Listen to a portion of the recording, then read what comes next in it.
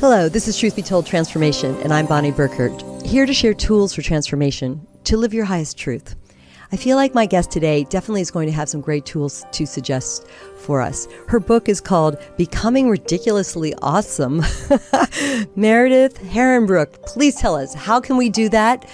And I think your tips are going to be through NLP, Huna. They are, and a few other tools I found along the way that not many people know about, but are absolutely fabulous. I need to know about all of them. So I hope you'll feel very welcome to do a little bit of an intro to each of them for the layman here. I've certainly heard of NLP. I think I could probably, get it right on a multiple choice test. But if I had to write an essay on it, I would need to talk to you, Meredith. So yeah, please tell us about your book and the work that you do. Well, thank you. And first of all, thank you for having me. I am really happy to be able to share this work with others because I started where I needed it myself. And I think that's where all inspiration comes from and is when it becomes personal. And I was on a path where I had trauma growing up and I was trying to find the right answers. And they, traditional therapy brought me to a certain point, which was helpful. But then I ended up just spinning my wheels. And I've heard this from a lot of people is they are looking to feel better themselves, find the answers so they feel actually happy and they're not struggling and managing everything all the time. And we even over that struggle is really, who are we? What are we inheriting and what are we using and what do we need? Where's the toxicity in our lives? How do we get rid of it and feel good about ourselves in the meantime and going forward? So I grew up with a trauma that just wasn't reconciling, and I needed something. And I was talking with a friend, and he was asking these questions that nobody had asked me before. And they were NLP questions. And I looked at him 15 minutes later, and I'm a very big pattern person. And, liking that, the whole world and our lives are a big puzzle piece. And I said, well, what are you doing? And he was all innocent. And I said, no, I have delved deeper in 15 minutes than I have kind of in my entire life. So what are you doing? And so he told me that it was NLP, and he told me where he'd studied. And I went directly there about 3 days later. And I signed up for all the courses, and 3 years later, I am a master practitioner. And it's amazing work because it presupposes that you have choice and that we are always trying to find the best choice in our lives. But over time, when we have a best choice when we're a child and it's worked, then we keep employing it. But we keep employing it through our teenage years, through our relationships, through our careers. And then we're in our 30s, 40s, 50s, even later. And we go, why are things not working out? And NLP untangles all those old choices and all the things we're telling ourselves. And we kind of, in a way, rewrite our connection with our history.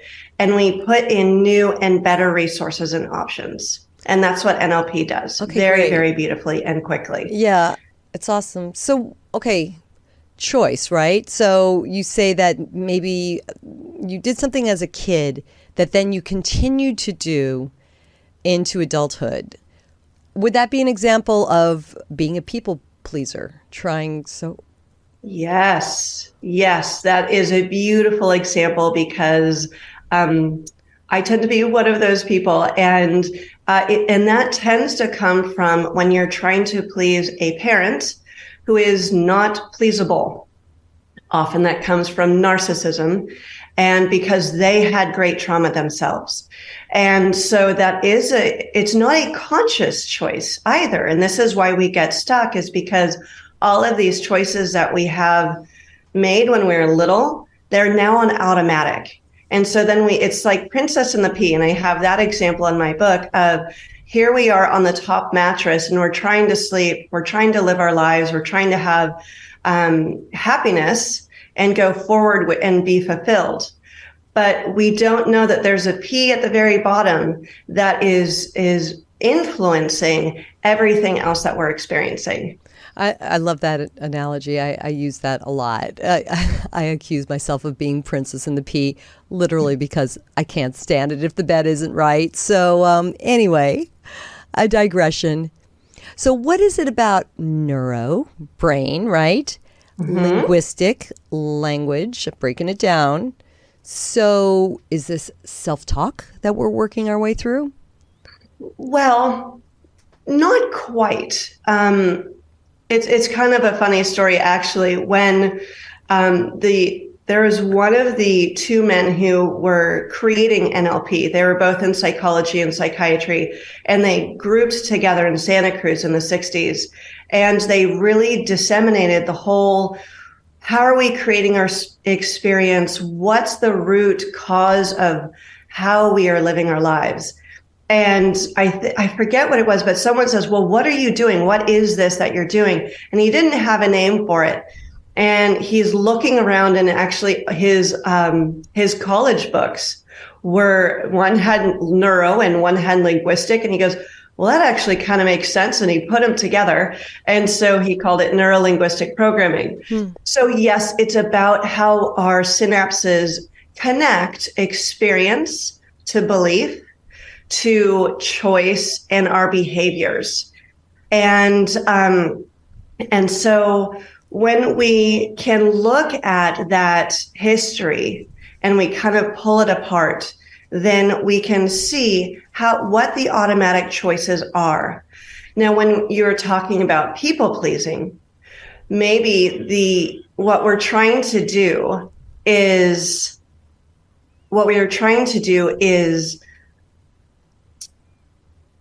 make it okay for the parent so that we can survive.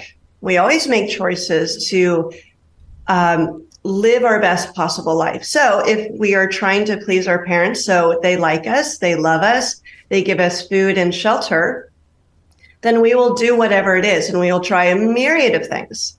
And whatever works, then we go, okay, here's an experience.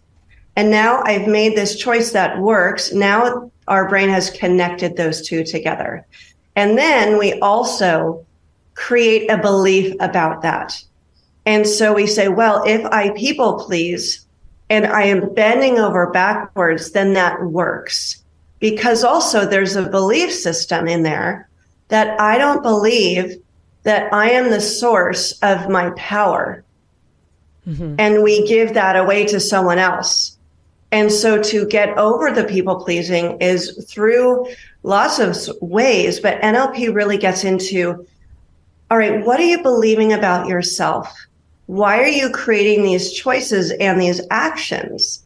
And so we kind of go, a lot of people are trying to change the action. And that's where I don't like about therapy is we're trying to manage our behaviors, and so forth. And what we need to do is we have to figure out, what are we telling ourselves? What are we believing about ourselves in the world? And then what do we instead want to believe? And do we feel that we can have that now? I like that. I like that. So how do you work with the patient? Because, we're here to let people know about the work that you do, the books that you've written. How do you approach it initially like therapy? Do people come saying, this is me from my childhood, or maybe they've identified a trauma and you dissect it and then help them with that programming? And what does it look like? Like, share a little bit what a potential session would look like with you. Okay, so I do them over Zoom. COVID really prompted that, but this works really well over Zoom, so I can see anybody almost at all hours and in all locations. And it is like a therapy session, but it is longer. It's 2 hours. And we start off with asking, well, what would you like? And I remember being asked that question initially in the classes, and I was initially angry and disillusioned. I go, well, wait a minute, why do you want to know? And I had to unpack so many things because very often we're talking at people, not really looking at who are you? What do you want? And so as we say, the presupposition with the first question is that you have choice, that you deserve to have that you can have it, and that you can create it. So I start asking questions on kind of, well, what in the future would you like to have? What would you like to feel? What would you like to see and do? Paint like the most detailed picture you can. And what's happening with the person is they're accessing all the challenges and all the roadblocks of what keeps us experiencing that future desired state. Okay, so in asking the future questions, you're getting information on what stops them from creating it. Because, I mean, we've all gone to probably college. We have 10 fingers, 10 toes. We're smart people. But somehow this person is not able to find their future, even though they have tools and they know they can, they know they should, and all these things, but there's something internal that stops them from creating it. And so then we ask further questions to really understand, well, what happened when you were little? What if you could have it, what would you lose of value? Because often our desires and dreams are in conflict with our choices from the past that kept us surviving. That's interesting, right? Yes. So let's come up with an example. So say we want to have financial freedom. Mm-hmm. How would that be in conflict? Would it mean that you have to, I don't know, you lose certain people in your life, or? Of course. And is something like that, is that too vague when I say something like financial freedom? Is that too vague for the type of work that it is? And that's okay. It's a starting point. I want financial freedom. And I would say, well, financial freedom from what? Work. Yeah. From work, right? And so then we drill down, well, what are you really desiring? You know, do you want to have $5 million, or do you want to have enough to be able to fish on the dock and have a little pond, et cetera? And we really create that very specific picture. Okay. And when you brought up, well, maybe I'll offer maybe some challenges or things that a lot of people tell themselves is the fear of financial freedom is, well, and I think some children of immigrants or people whose parents struggled financially, is they grew up that, well, maybe earning too much money will look badly upon my family, and maybe my parents will feel shame that they couldn't do the same. Yeah. Maybe someone will judge us, right? And there's a lot of, I mean, come on, right now, there has been forever, the battle between the wealthy people and the poor people. Mm-hmm. And the wealthy people shouldn't be wealthy, which is something I actually don't understand on a general subject or a general field, because, well, what if you see all these success stories? They worked in a garage, they worked 4 jobs, right? But they were so focused, and they finally made something amazing that helps the world. They made it better, and they are paid for it. Okay. And then, well, what's wrong with getting paid for it? Right. But a lot of people put all these roadblocks of, well, you should have money, but you shouldn't have too much. And then you go, well, according to whom? To your neighbor? To someone in, I don't know, Sri Lanka? And when we really drill down, well, what is your worry? What are you really telling yourself of why you shouldn't have it? And then that's where you get into, well, okay, now when we figure out what you're telling yourself, who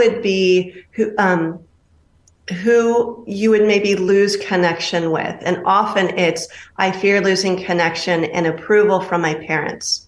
I fear losing connection and approval from my friends in my community, maybe even my spiritual or religious group, right? Yeah. And when that's challenged and you fear being cast out and alone, it's like it's a very primordial primitive fear, because we want to be safe, we want to be loved, don't want to be eaten by lions, and we want connection. Yeah. And we will bend over backwards to keep safe, loved, and have that connection. And so we will say, I want financial freedom, but I don't want to lose my friends. I don't want to lose my parents' happiness, etc. I don't want them to feel badly, etc. And so, but then what NLP does beautifully is what happens is about 20 or 30 minutes into it, we have now discovered what assumptions you have made as a child, or blanket statements that have colored your whole world in regards to, say, financial freedom. And then you go, well, do I have to feel that way? Do your parents, do you think they'll really not be proud of you? They'll go, oh, well, now that I think about it as an adult person, and I know I can, stand on my own in many ways, I'm okay with that. And that starts to untangle and unravel all those old things you're telling yourself, and knowing that your parents will be okay, that you'll be okay. And then there'll be more yeses. And when you've eliminated all those challenges, now what the brain gets to do is it gets to say, great, now how can I make it? Right? Yes. Before we can do the how, we have to remove all the obstacles. And now your brain is freed from, rather than managing all these conflicting emotions and feelings and rules, now you go, I have space and time to dream. I have space and time to create. And then be aware of what the universe has already been delivering to you the whole time, but you weren't able to see it because you shut it down the second you saw it. Yes. Okay. That's big. Okay. So, I'm processing. Absolutely. I want to say all NLP work is therapy, but not all therapy is NLP work. Correct. What would you say the distinction is? Distill the difference between traditional, I guess we call it psychotherapy, correct? Because there's obviously not physical therapy, but and the NLP work. The two main differences I notice from my own personal experience is therapy talks about story. It talks about the past. Of course, you get into the past and then you're sitting there crying and reliving it over and over. And you go, but what's the eject button? And therapy will talk about things and talk about your current relationships. To me, and what NLP does is we go, okay, let's look at the current situation and go, but where is the imprint? What is the one thing or things that are allowing all of this to happen? Your unhappiness, your isolation, your choices in not going for that promotion, right? So it doesn't have to be traumas and huge things. It can be, hey, I can't, seem to keep my room really organized, right? Well, maybe it's just, your mom was so hyper organized, it kind of stressed you out. So now you associate cleaning with stress, right? So NLP can address absolutely anything, but therapy keeps you stuck in story, does not get to the root cause and actually change your association with that imprint and your belief systems and belief structures. And NLP does. It allows us to go to that moment and go, well, let's look around with the flashlight and go, well, now that, and maybe pop them out. This is an NLP thing of, all right, you see the scene in front of you. And if it's too difficult or we're not getting resources or information, well, let's pop out and be almost like a little ghost in the room and look out and let's see what everyone is actually saying and doing. And what were the assumptions that you made? And when we can separate and become a little bit more objective, like I had this one client who stopped himself from succeeding in relationships. Like he had a few divorces, though he loves these women. He had divorces because he kept sabotaging the relationship. And he was great at guitar, but he was always in the background, but always wanted to be center stage. And it all came to one 2-minute embarrassment when he was like maybe 6 or 7 years old. Wow. And when people were laughing, he thought at him, he thought he was less than. And so what you survive, you recreate. And so he recreated that embarrassment and all these things to keep that belief system alive. And so when we started to kind of shift the perspective and add new ideas and resources now that we're adults and we've had different, lifetime experiences, then he could go, oh my gosh. And when I said, well, what if he was laughing with you, that it was just funny? What if it was someone else, right? I changed and opened up options for him. And he goes, maybe it was funny. Maybe he was laughing with me and that it was just a funny thing. And the light bulb blew and he's like, oh my gosh. And it was literally in probably less than 2 sessions that he got out of his depression. He started playing guitar again and doing all these things because those obstacles and those belief systems he was no longer associated with them. Excellent. And so he was more free to be open and focused forward. So he had an aha that provided a shift and newfound confidence. Absolutely. And the thing that's great about NLP is you can find these aha moments probably within the first half an hour. Mm-hmm. So you don't need to do years of therapy. Mm-hmm. You get to that root cause and really look at it objectively and in a safe manner.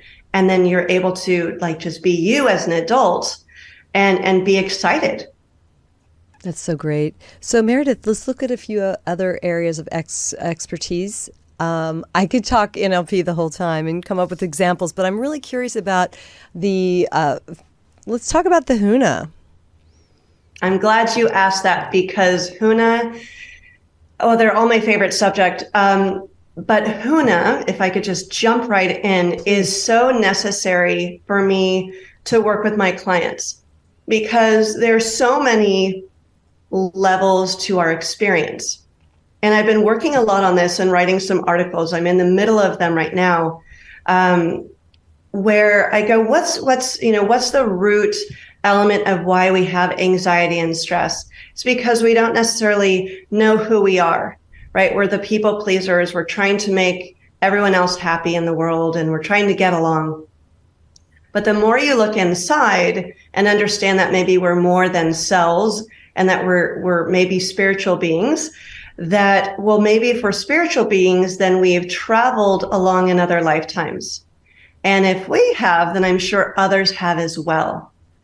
And Huna is a way to see what is unseen and help others who have energetic attachments and maybe they're ghosts, maybe they're ancestors. Maybe they're just other beings that are around who attach to us for various reasons. And that really influences our experience like crazy. So what I do is I actually clear properties, I clear homes, I clear objects as well.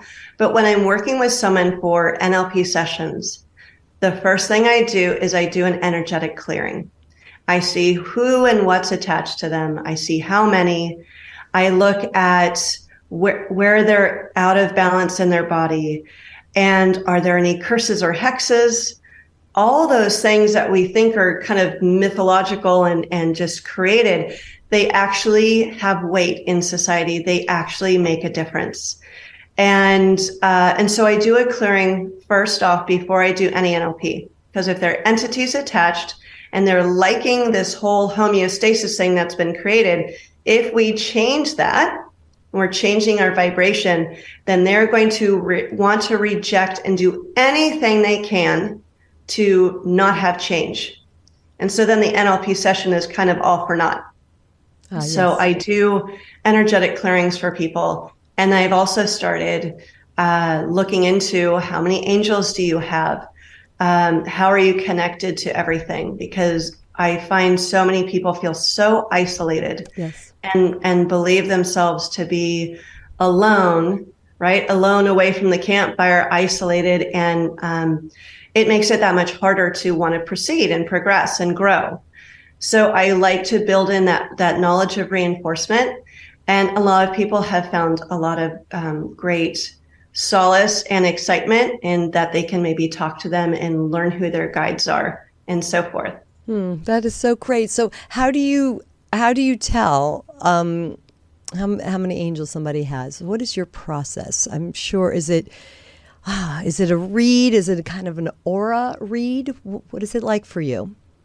Well, to give a little backstory on why this whole thing started with me being interested in the spiritual and all of this and searching is because I grew up having premonitions.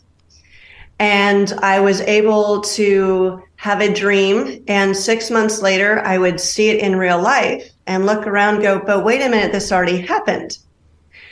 So fast. So I had that many times, and I talked to my dad about it, and he says, I want you to just follow it. Don't be scared of it, and it will just kind of unfold. And my mom had a little bit of that witchiness as well. I have it more so. And so during high school, I started to really develop my intuition a lot more.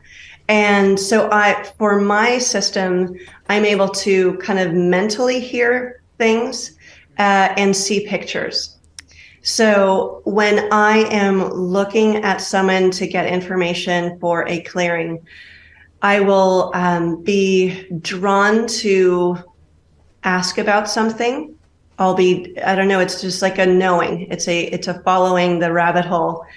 And if they say something too, and a word comes out in 3D, it just feels amplified or it sounds amplified, then I will follow that as well. So I get pictures and I get auditory, and then just information comes up. Tools for transformation. So what is Huna? So you've told me how it's applied, but what is the backstory? Is it Hawaiian? It is Hawaiian. It's Hawaiian spiritual-based healing. Okay. And I was introduced to it at a retreat, which is called Nine Gates Mystery School. And when I met him, I saw light all around him, and I just knew instantly that I would study with him.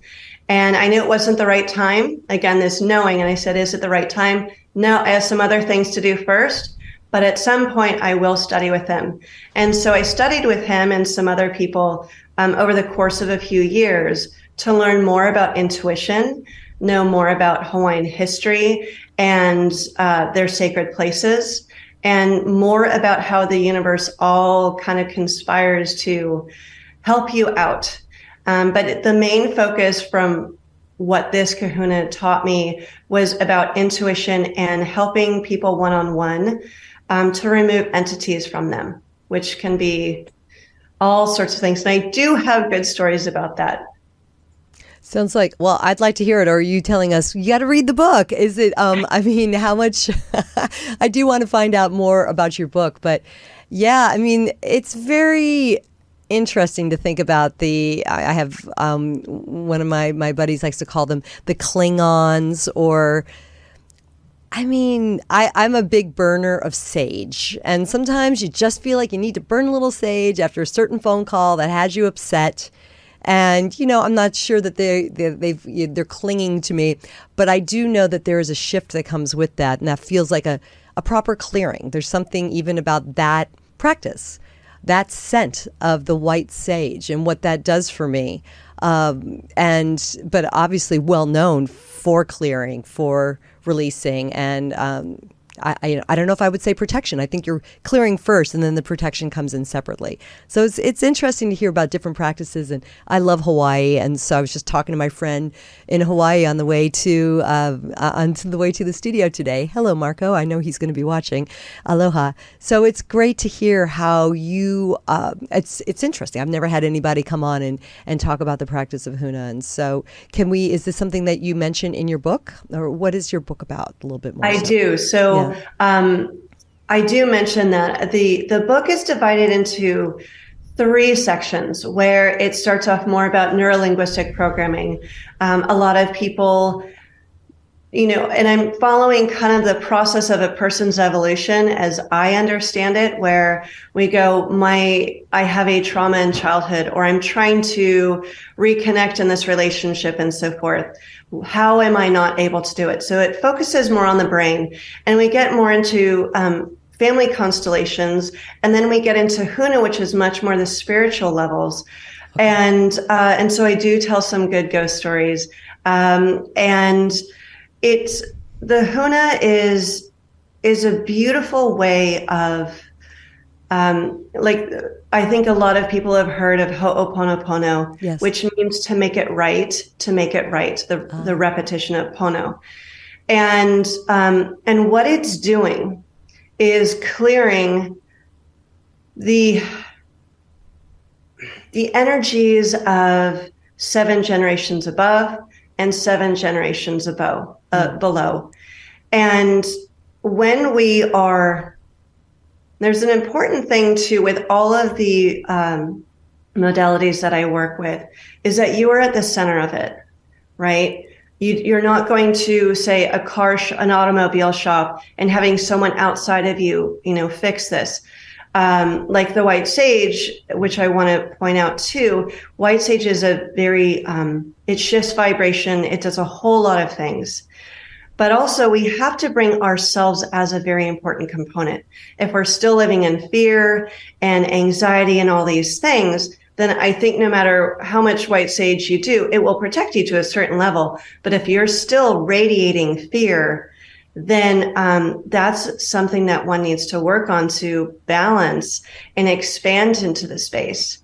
I was talking with someone recently when we were talking about, well, okay, I have to shield and I protect and I'm using the white sage, but there's the entities will still attach if you're living in fear. So you have to raise your vibration and knowledge and know that you are solid, right? And that comes with purpose, with meaning, with focus, whether it's exercise or martial arts and that sort of thing. But really understand that you are the source of your greatness and your own power. And Huna brings through that intuition to help one another with sorry, I have children in the background, my goodness. That when we are in our power, then no one else can stop us. No one else can make us feel less than. And that's what all of this does, is if you are feeling less than or not enough, you can't achieve something, then you have to look inside. And Huna is a very beautiful way of saying, okay, what's attached to you? Let's let those go. Let's look at past lives if there's any unresolved issues and traumas there. And let's get back your soul fragments even, where you have big trauma and part of you is split off. Let's bring everything back together so you're whole and current. Now you're unstoppable. And I think a lot of people don't know how fragmented they are and where their attention and awareness is going to, right? The approval of the parents and so forth. Let's get back here so then we can radiate more light. And when we radiate all of that, then there's less that can touch us. I believe that so wholeheartedly. Thank you. I'm liking, these are some different techniques, so it's really cool to have you on and talk about this. I don't really, another one that I feel like I need to be educated on in our final time here, family constellations? Yes. Yeah, so Definitely we've had a guest on in the past about this, but let me hear your take on it. Help me learn. Well, as I was saying, we're souls traveling through the universe. We have our history from, previous lives. If you believe in reincarnation, we have that experience. And then we're coming into a family system. And unresolved traumas from the past, from great-grandparents and so forth, when that energy is unresolved, the younger generations will grab onto it in effort to say, I love you, to be connected, and to point out the problem, say, hey, there's still a problem here. And they will grab onto that energy and either mimic that energy or that pattern and make a mess of their lives. For example, I think the most obvious is where maybe there's an alcoholic parent. And then, okay, well, the next generation becomes alcoholic and so forth. A lot of people treat the alcoholism. But what Family Constellations does is we look into why is alcohol the choice to compensate for what? And Family Constellations is a beautiful way of being able to kind of dive into the past and kind of get outside of space and time. And kind of you put roles on yourself, or if you have a bunch of people, you have people who end up representing roles in the family or whatever is relating to that trauma that is stuck. And then we offer a resolution. We say, okay, if we could go back in time and have almost a redo or a recap, how can we make this better? Who needs to say what? Who needs to apologize? Who needs to acknowledge that this was a horrible thing that happened? When we do that, what's so fascinating about constellations is then you're actually changing the energy in real time. So even though that trauma happened 100 years ago, that your energy now is resolving that conflict in the past. And I have had so many clients who are agitated or don't know why they can't stay in a relationship, a whole host of things, or even have chronic pains or illnesses. We go, well, why are you having this? Mm-hmm. We go back into the past, and often it does relate to some family unresolved issue. And when we resolve it in the constellation, relationships change, there's more ease, there's less anxiety, and the whole family dynamic changes, even though the rest of the family was never told a constellation occurred. Wow, this is very interesting. You have woven together a life of very interesting practice and just in your own understanding, your own self-transformation and what you're able to give us. Meredith, this is really, really interesting. Give us your website for those who are listening. Yes, it is livingyourawesome.com. And please buy my book on Amazon. It is Becoming Ridiculously Awesome. Who doesn't want that? It has exercises at the end of every chapter. So you are not just reading a book, you're helping yourself, you're evolving yourself and coming into a better part of yourself. Fantastic. It was such a pleasure to speak with you. Aloha. Until the next time. Thank you. Much appreciated. Thanks for listening, everyone. I'm Bonnie Burkert for Truth Be Told Transformation. Be sure to listen to Tony Sweet Fridays at 3 p.m. Pacific for his Pacific. Did I say specific? I meant Pacific. Tony's here in the studio saying, say it right, Burkert. He is live and you can talk to his crowd. Come on in and join the community. And don't forget, we've got the Minuteman Report with Robert on Mondays and Truth Be Told Espanol with Metaphor on Thursdays. We're so glad you're here. Thanks for sharing. We're really here to kind of beam the light, raise the energy, and let's create a conscious community. Until the next time, aloha.